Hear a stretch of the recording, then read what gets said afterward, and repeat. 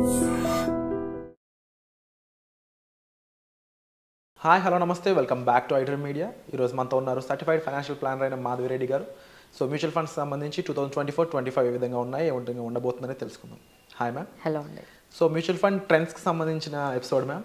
2024లో best performing ఫండ్స్తో పాటుగా latest trends ఏమేమి ఉన్నాయి, రాబోతున్నాయి, వాటి గురించి చెప్తారు. సో మ్యూచువల్ ఫండ్స్లో ఈ ఇయర్ అయితే మనం బంపర్ రిటర్న్స్ వచ్చాయనే చెప్పొచ్చండి. సో లైక్ మనం హయ్యెస్ట్ రిటర్న్స్ వచ్చిన mutual fund schemes in 2024 start చేస్తే మోతిలాల్ ఓస్వాల్ చాలా కేటగిరీలో వాళ్ళే హైయెస్ట్ రిటర్న్స్ అయితే ఇవ్వగలిగారండి. సో వాళ్ళ మిడ్ క్యాప్ ఆల్మోస్ట్ 60% రిటర్న్ అనేది ఇచ్చింది 1 ఇయర్. 60% రాదన్నారు. అదే దట్స్ వాట్. తర్వాత ఇన్వెస్కో ఇండియా ఫోకస్డ్ ఫండ్ అనేది 51% రిటర్న్స్ ఇచ్చాయి. అలానే ఎల్ఐసి మ్యూచువల్ ఫండ్ వాళ్ళది ఇన్ఫ్రాస్ట్రక్చర్ ఫండ్, అంటే కొన్ని సెక్టార్ ఫండ్స్ కూడా బాగా పెర్ఫార్మెన్స్ చేశాయి. సో ఎల్ఐసి ఇన్ఫ్రాస్ట్రక్చర్ ఫండ్ అయితే 59% రిటర్న్స్ వచ్చాయి. అలానే Motilal Oswal ELSS tax saver fund has given 51% return. PSU fund, SBI PSU fund has given 51%. So మనం దాదాపుగా చూసుకుంటే హయ్యెస్ట్ రిటర్న్ కేటగిరీలో 50 నుంచి 60% రిటర్న్స్ అయితే మ్యూచువల్ ఫండ్స్లో వచ్చాయండి. So congratulation to all the investors who have invested in this top స్కీమ్స్లో invest చేసే వాళ్ళందరికీ కూడా కంగ్రాచులేషన్స్ అని చెప్పొచ్చు. సో బట్ ఏంటంటే ఇప్పుడు మనకి ఇలా కొత్తగా న్యూ ఇయర్కి వెళ్ళేటప్పుడు మనము మ్యూచువల్ ఫండ్స్ని కొంచెం కన్సాలిడేట్ చేసుకోవాలండి. అంటే కన్సాలిడేటెడ్ అంటే ఒకసారి రివ్యూకి వెళ్ళాలి. ఏ స్కీమ్స్ మనకి బాగా వర్కౌట్ అవుతున్నాయి, మన కేటగిరీకి ఏ స్కీమ్ కేటగిరీ బాగా మనకి ఉన్నాయి, మన రిస్క్ బట్టి ఏమైనా చేంజెస్ చేసుకోవాల్సి ఉందా, లేదు ఆబ్జెక్టివ్ బట్టి ఏమైనా చేంజెస్ చేసుకోవాలి ఉన్నాయా, లేదు అంటే మన దగ్గర రిపీటెడ్ ఒకటే ఆబ్జెక్టివ్తో చాలా స్కీమ్స్ ఉంటాయి. ఎగ్జాంపుల్ స్మాల్ క్యాప్ మనం తీసుకున్నామంటే దానికి సంబంధించి 3 స్కీమ్లు ఉంటాయి, మిడ్ క్యాప్ సంబంధించి 3-4 స్కీమ్లు ఉంటాయి, ఫ్లెక్సీ క్యాప్లో ఒక 4 ఉంటాయి. సో ఇలా రిపిటేటివ్గా లేకుండా మనం దాన్ని కొంచెం కన్సాలిడేట్ చేసుకొని ఒక ఫైనాన్షియల్ ఎక్స్పర్ట్స్ గారి దగ్గర కానీ మా దగ్గర కానీ మీరు ఒకసారి రివ్యూకి కూర్చుంటే మీకున్న స్కీమ్స్ అన్నీ ఒకసారి మేము చెక్ చేసుకొని మీ రిస్క్ బట్టి, కొంతమంది ఏంటంటే తెలియకుండానే ఓవర్ బోర్డ్ రిస్క్ తీసేసుకుంటారు. అంటే థెమటిక్ ఫండ్స్లోకి వెళ్ళిపోవడము, లేకపోతే సెక్టార్ ఫండ్స్లోకి ఎస్పెషల్లీ వెళ్ళిపోతూ ఉంటారండి. సో మనం ఎన్ని సెక్టార్స్లో ఎలాంటి సెక్టార్స్లో ఉన్నాము, సో అవేంటంటే హయ్యెస్ట్ రిస్క్ ఏదైనా ఉంది అంటే అది సెక్టార్ అండ్ థెమటిక్ ఫండ్స్ అండి. సో ఒక్కసారి మీరు ఈ కొత్త ఇయర్ మీకు స్టార్ట్ అవుతుంది కాబట్టి ఒకసారి రివ్యూతో మీరు మీ ఫండ్స్ అన్నీ కూడా, మీ స్కీమ్స్ అన్నీ కూడా ఏవి ఉంచాలి, ఏవి మనం డిస్కంటిన్యూ చేయాలి. కొంతమంది దగ్గర మల్టీ అసెట్ ఫండ్స్ ఉండవు, కొంతమంది దగ్గర గ్లోబల్ ఫండ్స్ ఉండవు. సో ఇట్లా గోల్డ్ ఈటీఎఫ్స్ కానీ లేకపోతే సిల్వర్ ఫండ్స్ కానీ ఇలాంటివి ఏమైనా యాడ్ చేసుకోవచ్చు కదా. So like that you can make certain changes అండి. ఒకసారి రివ్యూ అయితే తీసుకోవాలి. That is what we're expecting the investors to do. Mutual funds మీకున్న స్కీమ్స్ అన్నీ కూడా ఒకసారి రివ్యూ చేయించుకోండి. ఇక నెక్స్ట్ చేంజ్ ఏంటంటే ఇప్పుడు కొత్తగా మార్కెట్లోకి ఒక న్యూ ట్రెండ్ మ్యూచువల్ ఫండ్స్ వస్తున్నాయండి. దాన్నే మనము క్వాంట్ ఫండ్స్ అంటారు. సో క్వాంట్ అనగానే ఓహో క్వాంట్ మ్యూచువల్ ఫండ్ అనుకుంటారు, బట్ క్వాంట్ మ్యూచువల్ ఫండ్ కాదండి, అది క్వాంట్ కేటగిరీ. అంటే ఇప్పుడు మనకి large cap, mid cap, small cap, thematic funds, infra funds ఇలా అందరికీ అన్నీ తెలుసు. బట్ ఈ క్వాంట్ ఫండ్స్ ఏంటంటే రీసెంట్గా మార్కెట్లోకి వచ్చాయండి. దాదాపుగా 9,000 crores ఇందులో ఏయుఎంలో ఇన్వెస్ట్ చేస్తున్నారు. ఈ క్వాంట్ ఫండ్స్లో ఒక 9 ఏఎంసీస్ ఈ క్వాంట్ ఫండ్స్ని లాంచ్ చేసి ఉన్నాయి ఆల్రెడీ. ఈవెన్ రీసెంట్గా ఎస్బీఐ కూడా ఈ క్వాంట్ ఫండ్ని, ఎన్ఎఫ్ఓ ఇప్పుడు కూడా రన్ అవుతుంది, న్యూ ఫండ్ ఆఫర్. సో అందరూ కూడా ఈ క్వాంట్ ఫండ్లో ఇన్వెస్ట్ చేస్తున్నారు. So what is meant by this quant fund అంటే హ్యూమన్ ఇంటర్వెన్షన్ లేకుండా ఒక ఏఐ అంటే అంటే ఆల్గో ఆర్టిఫిషియల్ ఇంటెలిజెన్స్ని, ఆల్గో అంటే మ్యాథమెటిక్స్ని యూజ్ చేసి స్టాక్ పికప్ చేస్తారండి. అంటే మనకు ఇంతవరకు తెలిసింది ఏంటంటే ఒక ఫండ్ మేనేజర్ కూర్చొని ఆయన ఆబ్జెక్టివ్ ప్రకారము, ఆయనకున్న లిమిటేషన్స్లోని ఆబ్జెక్టివ్ ప్రకారము ఆ స్టాక్స్ని పికప్ చేసుకొని ఫండమెంటల్ అనాలిసిస్, టెక్నికల్ అనాలిసిస్ ఇలా ఎక్స్పర్ట్ ఇచ్చిన రిపోర్ట్స్ ద్వారా ఫండ్ మేనేజర్ అనేది ఎవరైతే ఉన్నారో వాళ్ళు మీకు స్టాక్ సెలెక్షన్ అనేది ఆ 20-30 స్టాక్స్ ప్రతి స్కీమ్లోని సెలెక్ట్ చేస్తూ ఉంటారు. This is what how we know the mutual funds as a pool of funds అని మనం తీసుకుంటాం. బట్ ఏంటంటే now the trend is changing. ఇప్పుడు అంతా కూడా మిషన్ లెర్నింగ్ వచ్చింది.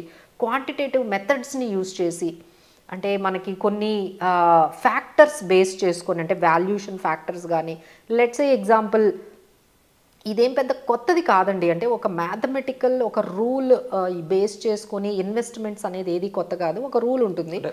ఫండ్ రైజర్ చేసే అంటే ఫండ్ మేనేజర్ చేసే వర్క్ ఈ కాంబినేషన్స్ పెర్మిటేషన్స్ అన్ని ఒక ఏఐ అథమెటిక్ వాటికి క్యాలిక్యులేషన్స్ అన్ని ఇస్తారండి, వాళ్ళకి ఫ్యాక్టర్స్ ఇస్తారు ఏఐకి. Okay. ఏఐ ఏంటంటే ఒక మెషిన్ అనుకోండి. So you are giving certain commands. అంటే మ్యాథమెటికల్ గా ఏదైనా సరే మనిషి కన్నా మెషిన్ పర్ఫెక్ట్లీ చేస్తుందని ఒక నౌ ఎవ్రీవేర్ టెక్నాలజీ మనకు వచ్చేసింది. ఈవెన్ ఎన్నో కేస్ స్టడీస్ ఉన్నాయి. అంటే ఇప్పుడు డ్రైవర్ లేకుండా కూడా హ్యాపెనింగ్ కదా, డ్రైవర్లెస్ కార్స్ బైక్స్ వస్తున్నాయి కదండి. So everywhere we are using human intervention, human mistakes, human బిహేవియర్ని లేకుండా ఇక్కడ మనం మెషిన్ని పెట్టేస్తూ ఉన్నాం. ఇప్పుడు చాలా జాబ్స్ కూడా. నా పాయింట్ ఏంటంటే ఇక్కడ హ్యూమన్ కన్నా కూడా మెషిన్ ఇంకా అక్యురేట్ అనేది మనమే ప్రూవ్ చేసాం. సో ఇప్పుడు ఫండ్ రైజర్స్ పని లేకుండా పోతుందా అనేది సో ఫండ్ మేనేజర్స్ ని కూడా ఇది తీసేసి ఇవి కూడా మంచి రిటర్న్స్ ఇచ్చేయండి, 60% రిటర్న్స్. ఈ 9,000 ఆల్రెడీ రన్ అవుతున్న క్వాంట్ ఫండ్స్ అన్ని కూడా ఇవి కూడా మంచి రిటర్న్స్ ఇచ్చి మంచి ట్రాక్ రికార్డ్ని. కాకపోతే ఇంకా అందరికీ క్వాంట్ ఫండ్స్ గురించి ఇంకా తెలియలేదు. So just now only 10-11 funds మాత్రమే ఈ క్వాంట్ ఫండ్స్ ఉన్నాయి.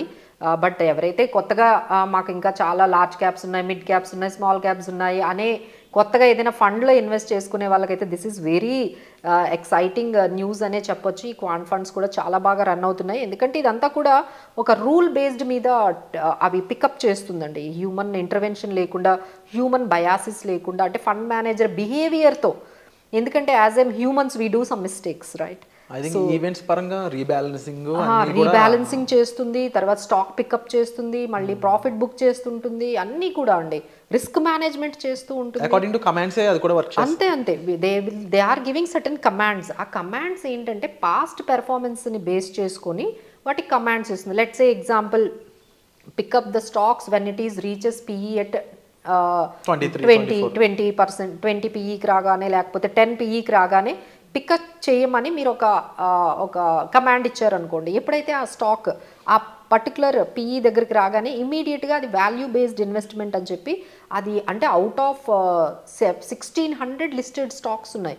ఈ 1600 స్టాక్స్లోని అది ఎక్కడైతే ఆ స్టాక్ పిఈ ఎప్పుడైతే అది 20 పిఈ లేకపోతే మనం ఇచ్చిన కమాండ్ బట్టి 9 పిఈకి వచ్చిందో వెంటనే పికప్ చేస్తుంది. బట్ మేము కొన్ని కరెక్షన్స్ టైంలో ఫండ్ మేనేజర్స్ అనేవాళ్ళు క్యాష్ హోల్డ్ చేస్తూ ఉంటారు.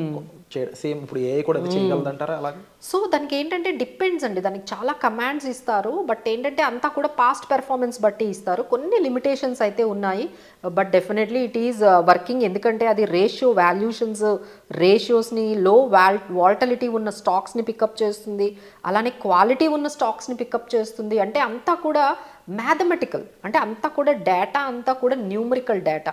అంటే it is reading the numerical data and picking up the stocks which may not feel completely మనం అది కరెక్ట్ అని చెప్పము. ఎందుకంటే ఎండ్ ఆఫ్ ది డే ఎంత డేటా ఉన్నా ఒక పర్టికులర్ ప్రమోటర్, ఆ కంపెనీ ప్రమోటర్ కరెక్ట్గా లేదనుకోండి, క్వాలిటీ లేదనుకోండి, మీకు ఎంత పాస్ట్ పెర్ఫార్మెన్స్ ఉన్నా లైక్ ఫ్యూచర్ అనేది మనం గెస్ట్ చేయలేము. సో అది ఒక్కటే లిమిటేషన్ అనేది ఉందండి. దట్స్ ఎంటైర్ డేటా, పాస్ట్ డేటాని బేస్ చేసుకొని మనం ఇచ్చిన ఈ కమాండ్స్ అండ్ రూల్స్తోని అది పికప్ చేస్తుంది. Let's say example, we know the rule 100 minus age.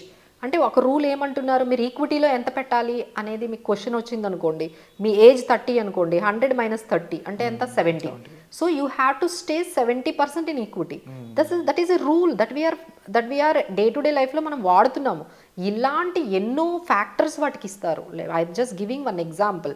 ఇలాంటి రూల్స్ ఒక 10 to 15 కమాండ్స్, 15 రూల్స్, 15 ఫ్యాక్టర్స్, ఆ ఆల్గో మ్యాథమెటిక్స్ అవంతా కూడా స్టాటిస్టిక్స్ యూస్ చేసి ఫైనల్గా ఏదైతే ఈ 10-15 పారామీటర్స్కి అది ఫిట్ అవుతుందో ఆ స్టాక్ని పికప్ చేస్తుంది, which is very good actually. But ఏంటంటే ఇంకొంచెం, అంటే అంత కంప్లీట్గా ఏదైనా సరే మనకి 100% ఫుల్ ప్రూఫ్ ఉండదు కదా. సో దీంట్లో కూడా ఒక 2-3 పాయింట్స్ అయితే నెగిటివ్గా ఉన్నాయి. But still it is good doing, it is good actual. అంటే ఏదైనా 100% పర్ఫెక్ట్ ఉండదు కదండి. Even fund managers also will do mistakes. Definitely. So humans also will do mistakes. Even top 10 తీసుకుంటే కింద ఉన్నవాడు పర్ఫార్మ్ చేసాడు, పైన ఉన్నవాడు అదే కదా. సో ఇవి ఇంకొంచెం బెటర్ అనే చెప్పుకోవచ్చు అండి. సో దిస్ ఈజ్ ఆల్సో, ఎందుకంటే everywhere we are using technology, why not in investments? Latest trends మనం ఎప్పుడు వెల్కమ్ చేస్తూ ఉంటాం.